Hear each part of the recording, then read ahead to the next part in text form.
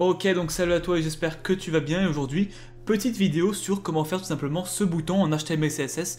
Donc voilà, il est un peu particulier, moi je l'ai trouvé sympa.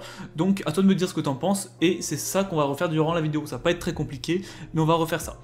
Donc juste avant que la vidéo commence, dans le commentaire épinglé, juste en dessous de la vidéo, dans l'espace commentaire, si jamais tu as envie d'apprendre l'HTML et que tu es débutant, novice, tout ça, que tu galères un peu, j'ai fait une formation gratuite de 2 heures pour que tu puisses apprendre un peu plus en profondeur. Et j'ai fait également une formation bien plus complète avec plus de 10 heures de contenu, des exercices, etc. que je mets à jour régulièrement. J'ai même fait aujourd'hui, je crois, 4 ou 5 vidéos dessus que j'ai rajouté comme ça gratuitement. Et en plus de ça, elle est en promotion jusqu'au 4 décembre à moins 60%. Donc si tu veux aller checker ça, je te laisse aller voir dans le commentaire épinglé et nous on va commencer. Donc déjà je vais supprimer tout ce que j'ai fait, donc tac tac tac, on supprime absolument tout, on supprime tout. Donc j'ai juste rajouté, je suis juste allé sur Font Awesome, donc tac, juste allé ici, je me suis créé un compte tout simplement, et après je suis venu chercher mon kit, donc je suis allé dans les paramètres, je suis allé chercher mon kit pour le mettre directement dans dans le head tout simplement, et au moins directement je vais pouvoir mettre mes icônes. Donc on va aller même chercher l'icône tout de suite. Donc l'icône c'est arrow, donc tac tac tac, j'avais pris celui-ci. Donc celui-ci, donc il te faut bien le kit, ou alors si t'as pas envie d'aller faire tout ça, t'as juste à recopier cette ligne et ça sera bon. Donc on va commencer tout de suite. Alors déjà on va commencer par faire un bouton. Donc on commence par faire un bouton, tac. Ah, j'ai pas... Ok, c'est bon, j'avais pas supprimé le CSS. On commence par faire un bouton avec une balise span, dans laquelle on va mettre, par exemple, suivant. Donc on fait une balise span dans laquelle on met suivant, tout simplement. Donc pour centrer déjà tout ça, ce que je vais faire, c'est que je vais, dans le body, mettre un display flex, un justify content center et un align item center. Au moins je centre tout avec les flexbox. En plus de ça, hauteur sans VH. Ok, c'est parfaitement centré. Donc déjà le bouton a du style prédéfini, ça c'est dégueulasse, nous on veut pas ça, donc on va pouvoir le modifier par la suite. Donc ce qu'on va faire maintenant c'est le bouton. Déjà le bouton, qu'est-ce qu'on va faire? La fonte, on la grossit, même 3 EM. Ensuite, qu'est-ce qu'on fait? On change également la fonte. Donc ce que je vais faire c'est que dans là, tac, je vais changer la fonte. Et je vais mettre du Poppins. Donc si toi t'as pas la fonte, c'est pas grave. Tu peux la télécharger ou alors en mettre une autre. Donc fonte white, donc je vais la mettre en grasse maintenant. Et ce que je vais faire, c'est qu'en plus de ça, je vais mettre le background color violet. Donc comme ça, tac, on va régler un peu plus que violet. Ok, je mets le background violet, je mets la fonte en blanc, tout simplement. La fonte en blanc. En plus de ça, qu'est-ce que je fais maintenant? Je supprime les bordures. En plus de ça, maintenant, je mets des marges intérieures. Donc, je mets des marges intérieures.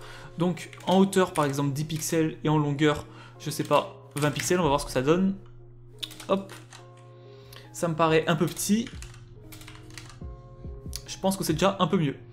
Maintenant, ce qu'on va faire, ça va être très simple. C'est on va un peu incliner le bouton comme il était. Donc, un transform skew, et là on met par exemple 15 degrés.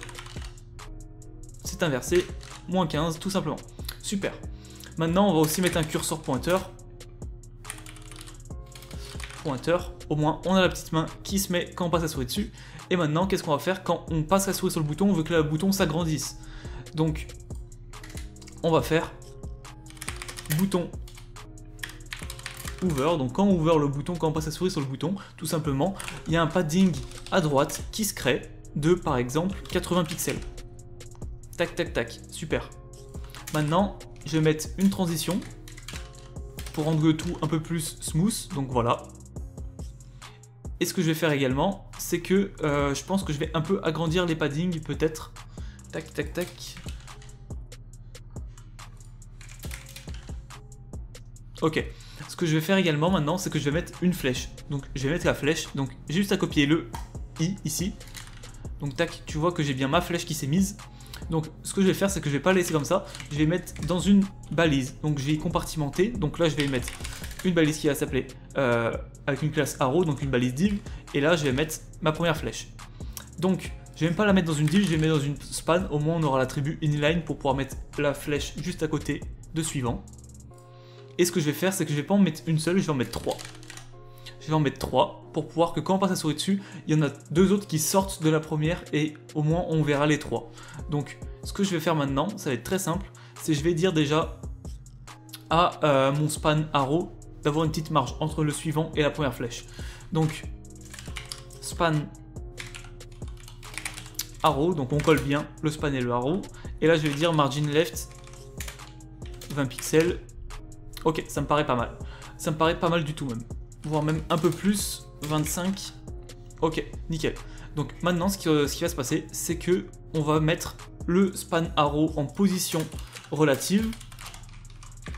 Et ce qui va se passer, c'est que les 2 autres flèches, on va les mettre en position absolue, tout simplement. Donc span arrow, tac, span arrow, et là on va mettre int child, donc le numéro 2. Donc comme tu peux voir, le child numéro 2 c'est bien la deuxième flèche, vu que j'ai coloré pour voir ce que ça donnait. Donc c'est tout bon. Et on va prendre maintenant le child numéro 3. Ok, donc c'est tout bon. Maintenant on va faire un truc, c'est on va les mettre en position absolue.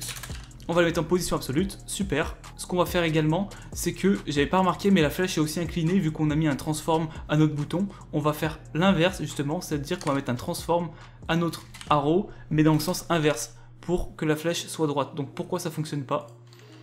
Tac, tac. Est-ce qu'il faut que je fasse directement sur la flèche? Donc span arrow numéro 2. Hop. Ouais, là ça fonctionne. Donc ce qu'on va faire, c'est qu'on va... Tac. Hop. Pourquoi ça ne fonctionne pas? Là, on va essayer de voir pourquoi ça ne fonctionne pas. Donc, inspecter éléments. Ok, il faut modifier directement les i. Donc, on va modifier directement les i. Donc, span.arrow i. Et là, on met ça, tout simplement. Et là, ça fonctionne. Hop. Ce qu'on va faire également, c'est que vu que c'est des positions absolutes... non. Right 0.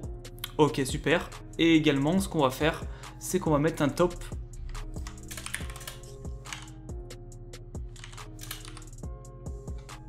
Top 10 pixels. Ok, super. Donc tu peux voir que tout se superpose très bien. Donc maintenant, on n'a plus qu'à faire un truc, c'est déjà modifier la couleur. Donc les couleurs, on les enlève, vu que de base, on veut qu'elles soient blanches. Donc on met la couleur en blanche pour tout le monde. Ok. Et maintenant, qu'est-ce qui va se passer? C'est qu'on va dire que quand on va ouvrir le bouton, on va transformer les 2 flèches qui sont en absolute et on va les décaler, tout simplement. Donc ce qu'on va dire, c'est que quand on ouvre le bouton ici, donc tac, quand on ouvre ce bouton là, précisément, qu'est-ce qui va se passer?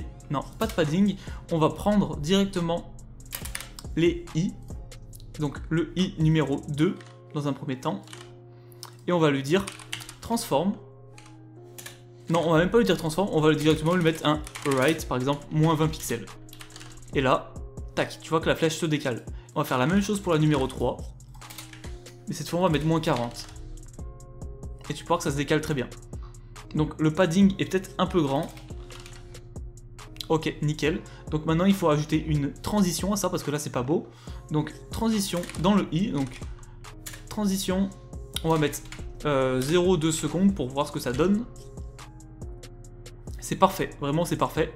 Maintenant on n'a plus qu'à ajouter les flèches qui clignotent, tout simplement. Donc pour ajouter ça, c'est très simple. Dans le i, on va mettre là un animation. On va mettre par exemple color comme le nom pour le nom de l'animation et on va mettre ça à 2 secondes par exemple. Et on va le mettre en infinite pour qu'il se répète et en linéaire pour que ce soit une animation linéaire tout simplement. Maintenant ce qu'on va faire également, c'est qu'on va dire dans un keyframe color. Donc on prend le nom de notre animation color. Donc dans un premier temps on veut que les flèches soient de couleur par exemple blanche. Dans un deuxième temps on veut que les flèches soient de couleur violette comme le background, donc comme ça. Tac. Et dans un second temps, enfin dans un troisième temps plutôt, on veut que les couleurs les flèches redeviennent blanches. Hop, tout simplement. Donc là, ça fonctionne plus ou moins, mais ça clignote tout en même temps. Donc pour ça, pas de souci. On ajoute des animations délai. Donc animation délai. Et on va dire que cette animation délai, j'ai dit animation délai. Ok. Et on va dire que cette animation commence par exemple 0,5 secondes après. Et celle-ci 1 seconde. Tout simplement. Maintenant, ce qu'on va faire, c'est qu'on va mettre cette animation uniquement quand on survole le bouton. Donc, animation délai, non. Animation color, c'est ça. Uniquement quand on survole le bouton. Donc, tac, bouton, over, i, tout simplement, et on colle l'animation.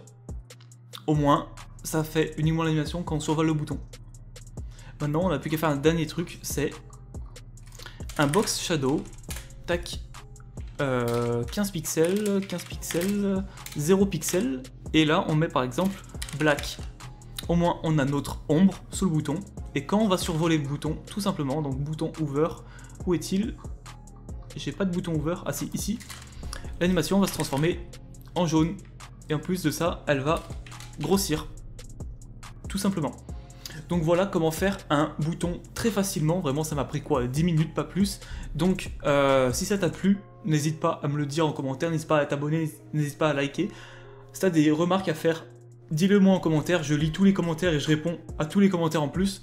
Et si c'est tout bon, bah soit je te dis à la prochaine dans une nouvelle vidéo, soit je te dis à tout de suite dans ma formation. Ciao!